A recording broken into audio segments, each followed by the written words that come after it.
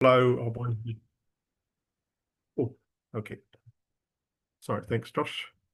Um, what I'd like the flow of our discussion is that um, so the bigger theme that he deals with, and him and Te Whāriki and others within our movement, is Te Tiriti or Waitangi.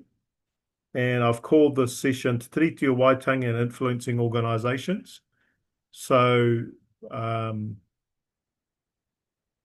when we're thinking of the application of leadership and the different levels of it, there's leadership when we're dealing with the on the tools, like on the trade stuff. And so you're providing a particular service and someone's, like a carpenter. You go onto a building site and they're on tools. It's very tactical, um, hands-on type of space. And then you'll have other leadership where you're either giving leadership to teams and building teams and organizations and thinking about the team culture to achieve an effect and a mission. And then the another level is where we talk about the whare space, is that you're thinking about, for example, if we were doing this literally, so there's two marae now that we've all been there on Te Tii. And this third level is as if Whiti Ora marae was negotiating a relationship with the other marae that's there. And there's a particular mission or task. So, for example, the waka ama kaupapa that they run at Te Tii. So those two marae look after it. And so part of their moving forward for that task and mission is they're thinking about strategically what are the common fixtures that they can move forward in. What's the planning that needs to happen for them to move forward successfully to achieve an effect for their given community. And so part of what Luke's going to be sharing today through his experience and our own experiences is thinking about the strategic head and what that looks like in regards to influence. I mentioned, I think it was to you, Luke, earlier today. Sometimes when we're sitting in that strategic space, we try to fight the white. Now, has everyone heard that term at all? Fighting the white? So it looks like no one does. So on a piece of paper, you've got white piece of paper, yeah? And often, as a distraction, we prioritize things that are actually not really important. And they call that fighting the white. And we're getting tied up with things that are already set and established rather than key influencing and strategic influence in particular places. So that's what we're kind of looking at tonight and thinking about our leadership, because it slides depending on the context and the environment that we might find ourselves. So like today, I was pretty much doing management stuff, and so I'm sitting in that ātea troubleshooting take that's before me, brainstorming and just trying to work all those things out. 2 weekends ago, we were at a huia Māori, and my head was thinking strategically, whereas the week before that was very much hands-on. Let's get all the kai and do all the ordering and making sure. So you're depending on what's happening in the environmental context that you find yourselves, you slide, and often you're going in circles. In regards to that process of learning and reflecting and learning and reflecting. Okay. So what I'd like to do to just open up our time together tonight, and just before Luke shares with us, is I'm going to pose this question. Now that we've been together for a little bit and talked about the tomokana and being ready and being prepared, I'd like to pose the question, and I raise this in the application process, and it says, "Ko waikwe." And it's who are you in reference to your understanding of your leadership skills. Who are you? Now, strip away your ethnic identity, strip away your maungas, your environmental identities, strip away that you're male, female, and husband, wife, pastor, whatever. Strip all that away. What I want you to do is to see if you're able to think about the core essence of who you are as God has created you. And what is it? What is the thing that you do that gives leadership?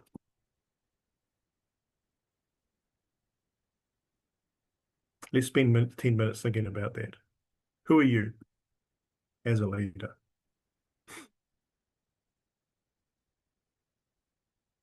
And Joshua is going to break us into groups.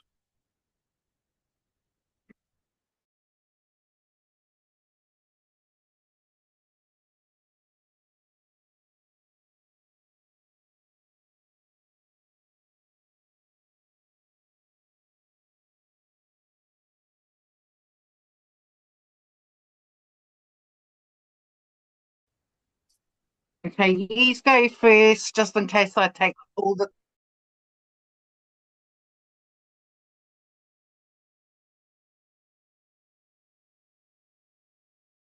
So stripping away.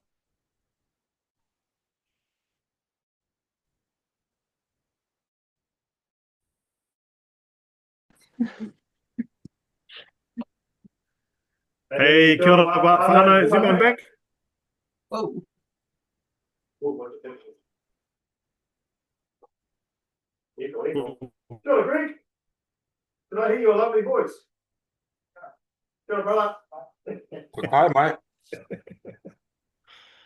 Okay, whānau, we're going to, this is going to be our segue to lead into Luke, but what I'd like to do is have some feedback from you all in regards to ko waikoe, and what your discussions within your group about, at the essence of how God has created you, what do you see now in relationship to who are you as a leader, or what are you as a leader, whatever adjective you want to use it there. And this will lead us into our session tonight with Luke. Who would like to kick us off?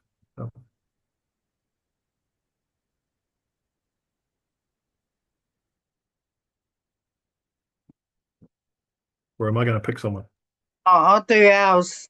So Leonie has a servant style, servant's heart, born into it, which was a bit of an expectation as well of her being in leadership. She loves to awhi people and direct people, but with a gentle hand. Is that the kind of stuff you were talking about? Yep. You, DY. Yep. Oh, okay. And Greg is he has a heart for people. A heart for people and their well-being. Looks for the good in everybody. And mine one was take action, and learning not to be demanding about it, but also being able to lift people up, tell them the things about them, that to be able to lift them up and to find their place in like if it's work or in church or anything like that. That's as far as we got. Okay. I just want to pose a question to everyone in your group. If you stripped away the things that you do, how would you define your leadership? Because what's the driver of all those things you do?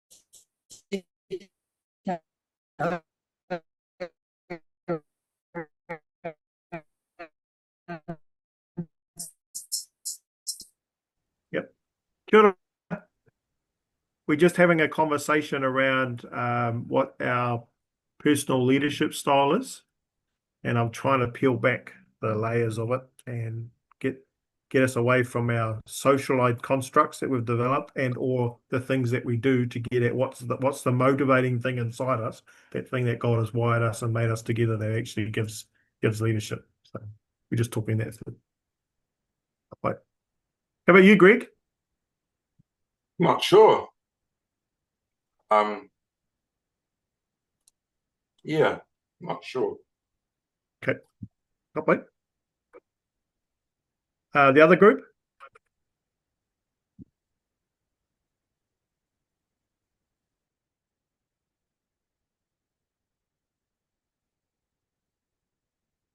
Who was in the other group? Must be Te Almahaere, Paraone, Joshua, Betsy. Oh yeah. Are you gonna go to G or are we gonna do it together or? I can start off for you if you want. Sarah.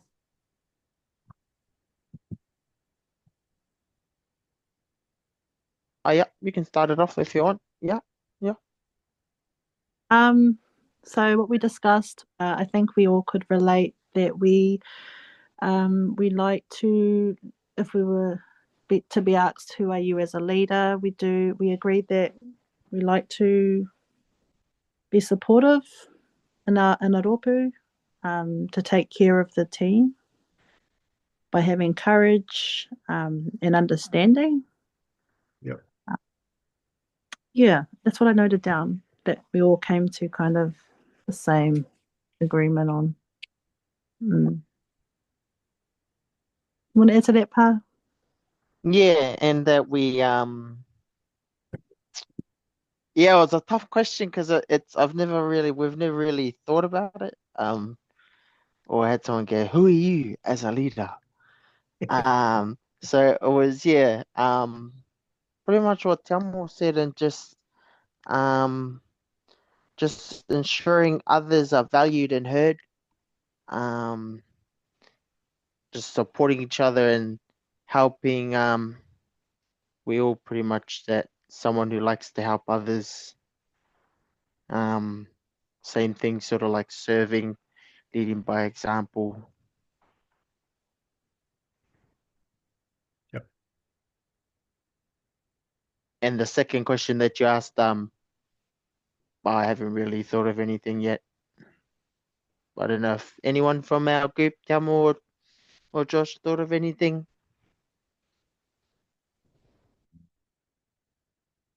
What was the part-time?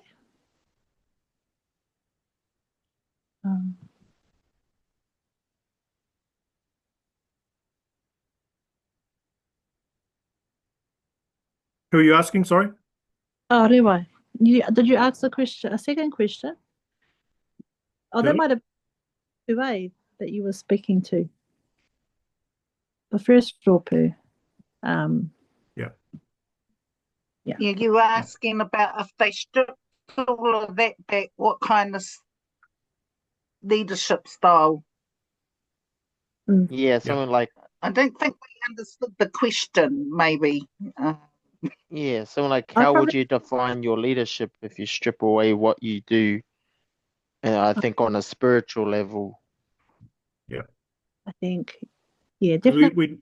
we need to be mindful that there are some things that are social constructs and we live them out because that's the expected thing to do. As an example, I'm sitting in a role at this church as the pastor. Now, with that, as the pastor, I'm sitting in an office and I have my role by appointment to a particular office as a pastor. And with that, there comes a whole lot of expectations. And I can also take on those expectations if I'm not aware of what's going on in my environmental conditions and settings. And so either knowingly or unknowingly, I can fall into traps or ways of leading that is done because that's the expected thing to do. Now, so what I was asking. And this also can happen culturally and ethnically and regionally, and across genders. We have these expectations that can be placed upon us, whether it's realized or not realized, whether we know it or we don't know it, and we start living those out without necessarily giving any thought to the validity and the value out of that type of leadership. So the question today was asking, if we are going to be people and places of influence, who influences us and how are we influenced in our leadership? So this stripping away is taking it back and say, okay, let's take back our ethnic identity, Taina, Tuakana, and all those types of stuff, which are expectations that we either hold on to or don't, or hold lightly or very tightly. It's either tika or pono. We strip off the things we do, because sometimes those things we do are motivated by something else. And this tomokana stage is about being aware of that. What are our motivations? And in part, it's asking the question about integrity and the value of who you are and how God has created you. Because sometimes God has created us to be something else, but we're actually living up to expectations. And therefore, we're actually missing out on living out our full potential as how God has designed us. Cool. Okay. Can I have another stab at it? Yeah, sure. So just sitting here thinking a bit deeper, and I'm quite strategic. I see the big picture. I see connections. I'm motivated by, well, before I knew Christ, I was motivated by our people and helping Māori people grow and develop as an iwi, as people, as a nation. But now that sort of vision got, I guess, broadened, and now it's for the body of Christ, for kingdom stuff rather than denominational stuff, but what's on God's heart. So sort of like strategic high level view with a prophetic edge, being aware of the times we're in prophetically and how that impacts on us now, and how we need to respond to what God's saying. So I think, that would better sum up what drives and motivates me. It's for the body of Christ, actually, to build the unity and God loves His church. There's no denominational sectors in heaven, so in eternity. So it's about His people, His and His will, really. Yeah, nice. Does anyone else want to add to that, or now that we've had some more reflection on that, want to contribute in some form or way? When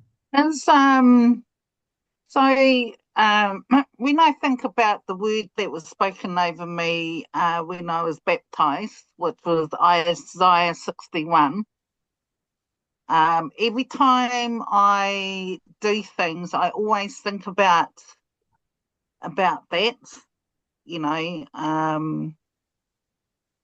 so I think about the words that have been spoken over me to do things in the community.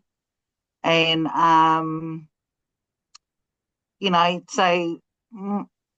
so my motivation, I would say, would be based on what was spoken over me.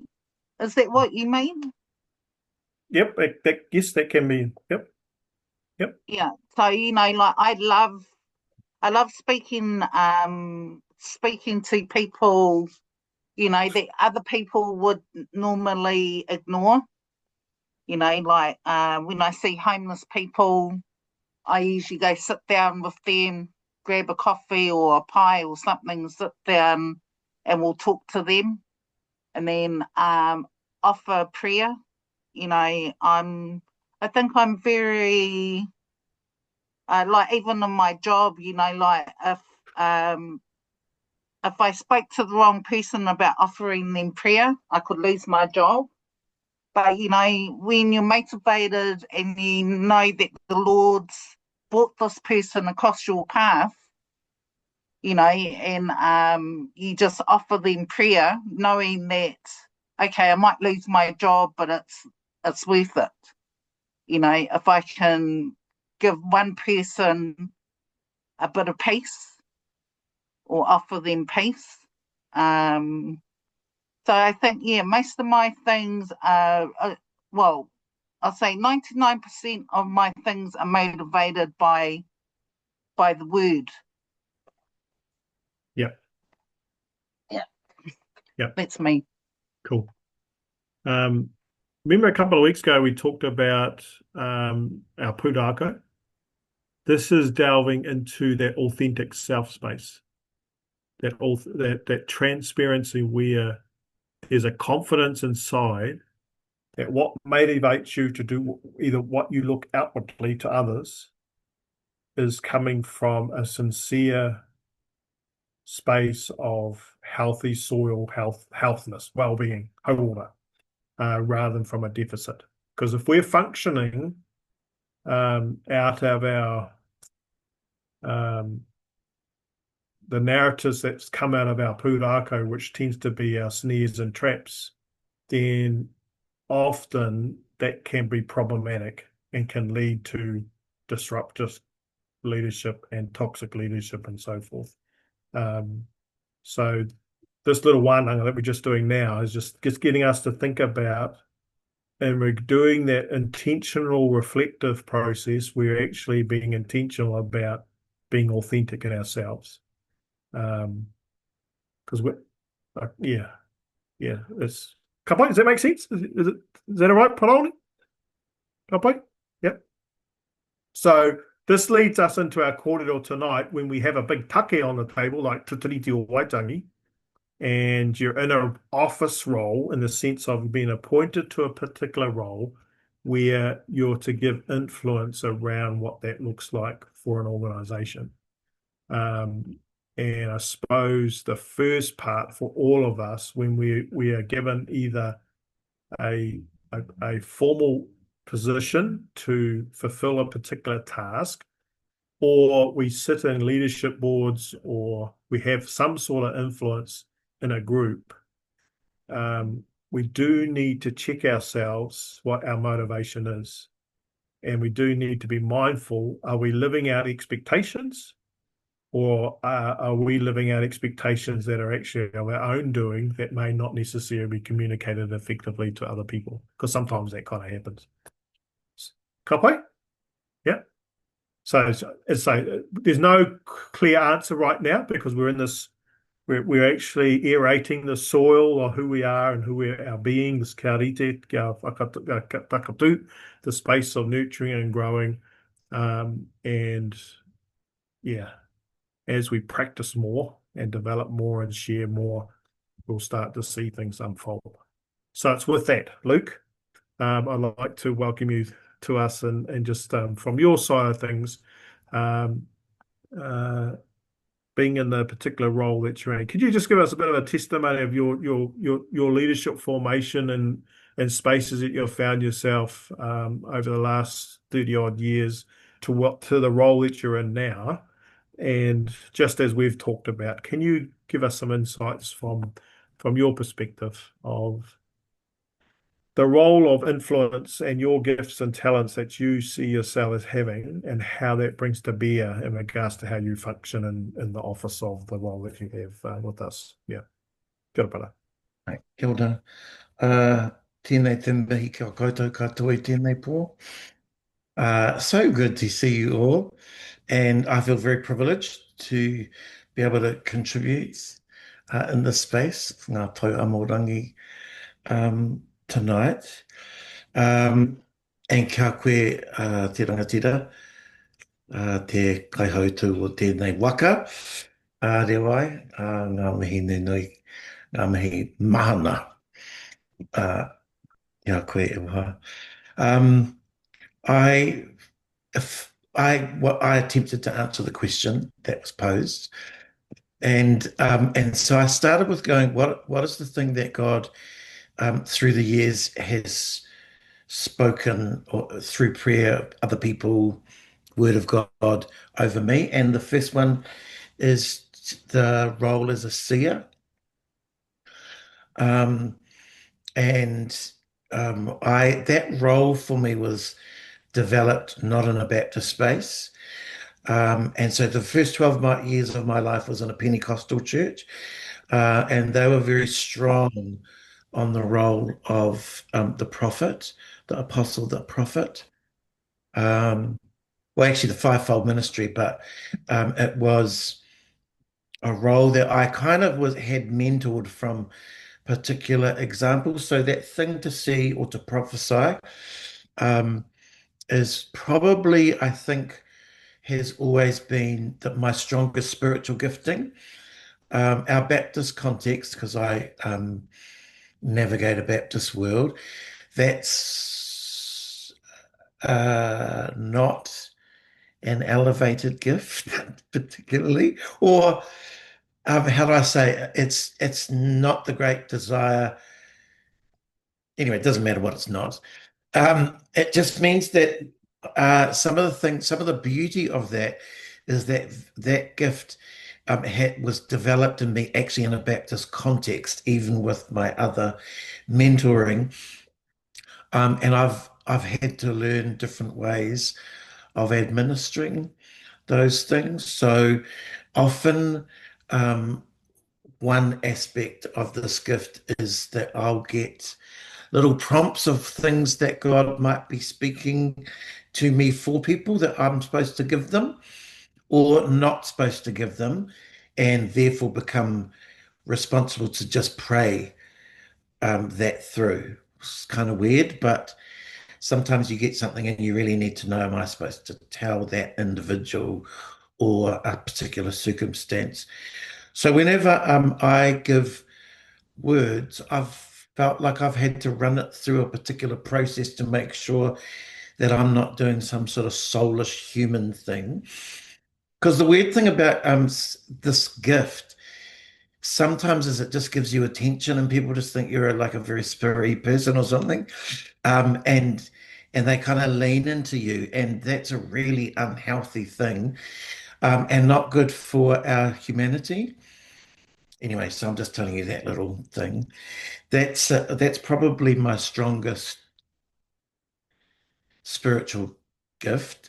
Um, the other thing is I see myself as a weaver of people, and so one thing that was really developed in this Baptist world is the capacity to pastorally care for people.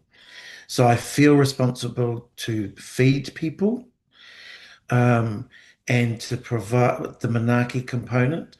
But also to see people actually growing in the Lord so that there's outputs and whatever their identity is, that leadership would contribute to see something significant happen so that they can faithfully work out God's intent for their lives. So I feel, as I'm sure we all do, very privileged to contribute there. Is any of this helpful, Rewa? I think too, again, even with pastoral ministry, and time and food and counsel and opportunity, pastors can overdo that, like overgive. And in my history, I think I've done it because of my, this is embarrassing, because of my own ego, that desire to be wanted or needed by people, and then to be very satisfied that people actually like me and want me in their space, desire me to be there. That can play, well, for me, that's played games with that particular leadership role. But I absolutely believe in weaving people together, and that when you see something, it can often be black and white, and you're just going, this is absolutely where we've got to go. We've got to get there instantaneously. The pastoral component does sometimes allow me to slow it down and find what's in the heart of people, how is God speaking, and how would we be woven together to strongly engage with the journey, that if that's insight is somewhere we're heading, that's actually what happens and unfolds. The downside of that too is that I am aware that or the gift sometimes allows, there's an impatience in prophetic people or seers. Sometimes that impatience is actually really necessary. And so when something's not happening within the timing of God, and people are slow to respond to the will and the purpose of the Lord, actually how God is speaking or what he's saying, that in the end, I'm not God or Jesus. And you in the end, you have to have the patience to be able to hold the space and be willing to just let God be God. You can't make people do stuff. And so as long as you're fulfilling what you're engaged with, I feel like so I think I'm kind of talking in the roles and responsibilities I've had. I started in leadership in my own church, which was a Baptist church, quite young, and partly because people just did like everyone needed everyone to do something and be engaged with something, and so I was afforded roles and responsibilities. And for me, it actually happened in our Sunday Kids program. That was where I cut my teeth on learning how to serve and be engaged with something. I absolutely hated it with a passion, but it was God's kindness to me. I was at Rotorua Baptist Church, and they had been privileged to have Māori ministry in that church, and some of our Māori ministry pioneers some years before I got there in 1979. And so they had out at Taheke Marae, so this is Rotorua, out by one of the lakes is Taheke Marae, and I got to go and be involved out there with running. I mean, I don't think I actually did much, but running a program, a Sunday like school. It was like a Sunday school in a marae. And I think I was about 15, 14 or something when that happened. And it was because those people just knew you just get these people involved. And that's what happened. And so I was privileged to have that happen. Um, my very first pastoral role was at that very same church. And it happened because one of our Māori leaders suggested to the church that myself and my wife at 23 years old and another couple pastor what they at the time called a daughter congregation, but it was just another campus um, in the western suburbs um, of that town, and uh, to just start a congregation that would be more kind of Maori focused. I had absolutely no idea what I was doing, and neither did the other three. But it was again like I don't know if they were smart, but they put us there, and we did that work out there, and we were just experimenting. And so every time we hit the wall or needed to work through something, our church would kick in and give us wisdom and counsel and understanding. And I really, really appreciated that. So we did a terrible job at that as well, but it was cutting our teeth on um, on leadership within our hahi. Uh,